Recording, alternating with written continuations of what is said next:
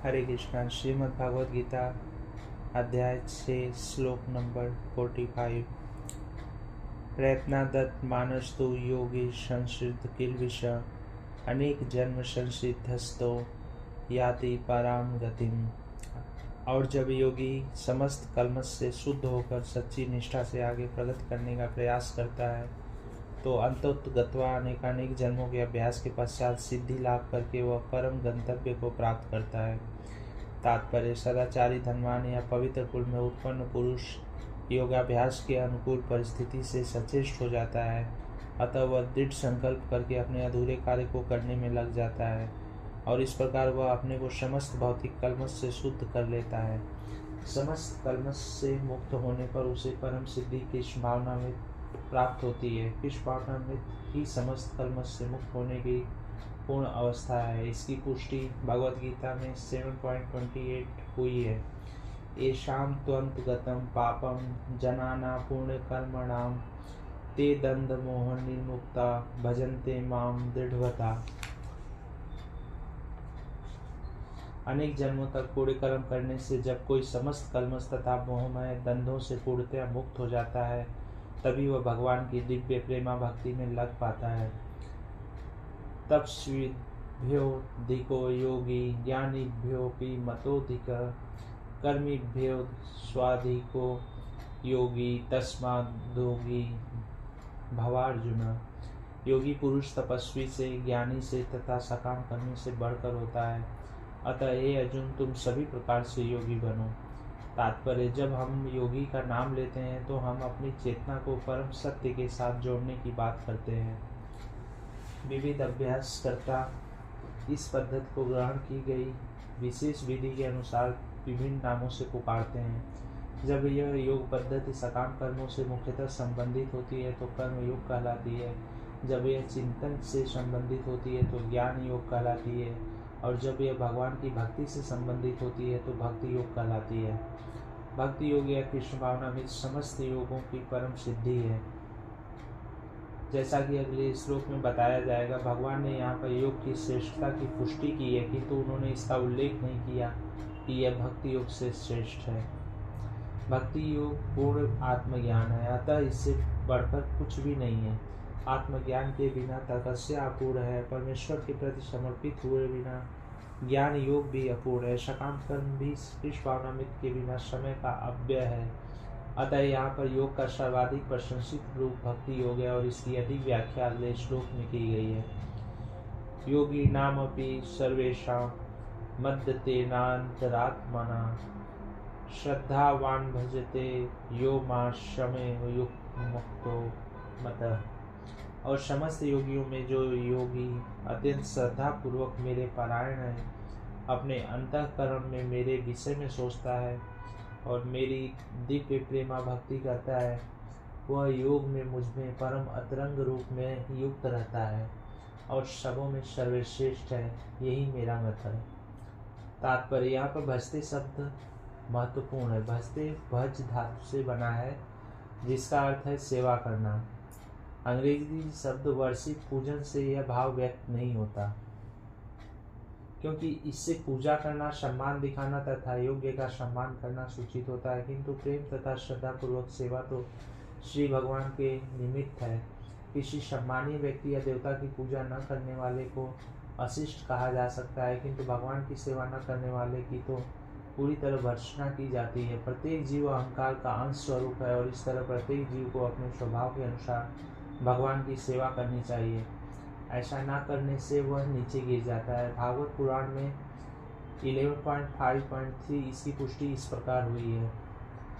यह येषां पुरुषं साक्षादात्म प्रभवमीश्वरं न भज्यन्ते जानन्त अस्थाना भ्रष्टा पतन्त्यः। जो मनुष्य अपने जीवनदाता आदि भगवान की सेवा नहीं करता और अपने कर्तव्य में शिथिलता बरतता है, वह निश्चित रूप से अपनी स्वाभाविक स्थिति से नीचे गिरता है। भागवत पुराण के इस श्लोक में भजंती शब्द व्यवहृत हुआ है। भजंती शब्द का प्रयोग परमेश्वर के लिए ही प्रयुक्त किया जाता है, जबकि वर्षिक पूजन का प्रयोग देवताओं या अन्य किसी सामान्य जीव के लिए किया जाता है। इस श्लोक में प्रयुक्त अवजानन्ति शब्द भगवत गीता में ही भी पाया जाता है। अवजानन्ति माँ मूढ़ा, केवल मूर्ख तथा धूर्त भगवान कृष्ण का उपहास करते हैं। ऐसे मूर्ख भगवत भक्ति की प्रवृत्ति न होने पर भी भगवत गीता का भाष्य कर बैठते हैं। फलतः वे भजंती तथा वर्षित पूजन शब्दों के अंतर को नहीं समझ पाते।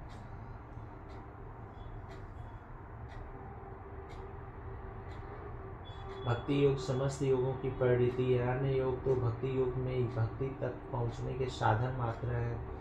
योग का वास्तविक अर्थ भक्ति योग है। अन्य सारे योग भक्ति योग रूपी कर्तव्य की दिशा में अग्रसर होते हैं। कर्म योग से लेकर भक्ति योग तक का लंबा रास्ता आत्म साक्षात्कार तक जाता है। निष्काम कर्म योग इस रास्ते मार्ग का आरंभ है।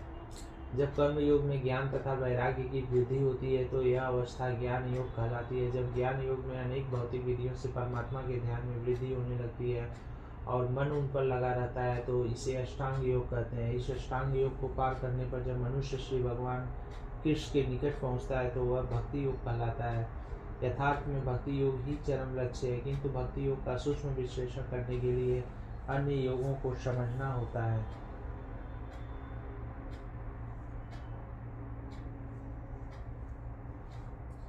अतः जो योगी प्रगतिशील होता है वह शाश्वत कल्याण के सही मार्ग पर रहता है। जो किसी एक बिंदु पर डेढ़ रहता है और आगे प्रगति नहीं करता वह कर्म योगी, ज्ञान योगी, ध्यान योगी, राजयोगी, हठ योगी आदि नामों से पुकारा जाता है।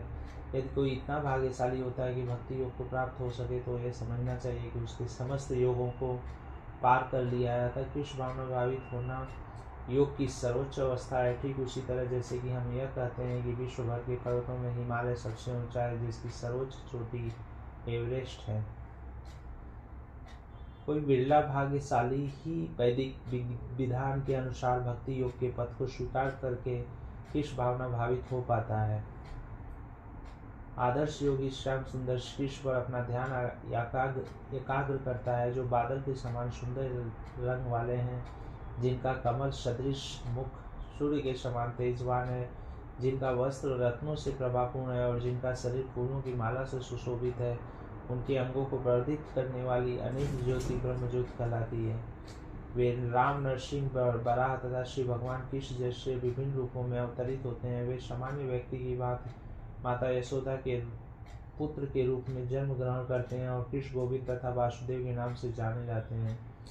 वे पूर्ण बालक, पूर्ण पति, पूर्ण सखा तथा पूर्ण स्वामी है और वे समस्त ऐश्वर्य तथा दिव्य गुणों से ओतप्रोत हैं। जो श्री भगवान के इन गुणों से पूर्णतया अभी के रहता है वो सर्वोच्च योगी कहलाता है। योग की यह सर्वोच्च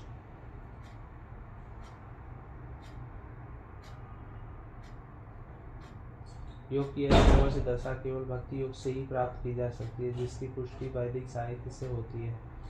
श्वेताश्वर उपनिषद 6.23 ऐसे देवे पराभक्ति अर्था देवे तथा गुरु तस्य ते कथिता अर्था प्रकाशन्ते महात्मन। जिन महात्माओं के हृदय में श्री भगवान तथा गुरु में परम श्रद्धा होती है उनमें वैदिक ज्ञान का संपूर्ण तात्पर्य स्वतः प्रकाशित हो जाता है। भक्ति रस्य भजनम तादिहा मूत्रो पाधि नैराश्यन मोस्मिन मन कल्पन मेत देव नैष्कर्म्यम। भक्ति का अर्थ है भगवान की सेवा जो इस जीवन में या अगले जीवन में भौतिक लाभ की इच्छा से रहित होती है। ऐसी प्रवृत्तियों में से मुक्त होकर मनुष्य को अपना मन परमेश्वर में लीन करना चाहिए। नैष्कर्म्य का यही प्रयोजन है। गोपाल तापनी उपनिषद 1.5। ये सभी कुछ ऐसे साधन हैं जिनसे योग की परम संसिद्धि मई अवस्था भक्ति या कृष्ण भावनामृत को संपन्न किया जा सकता है। इस प्रकार श्रीमद् भगवद गीता के 6ठे अध्याय ध्यान योग का भक्ति वेदांत तात्पर्य पूर्ण हुआ। हरे कृष्णा।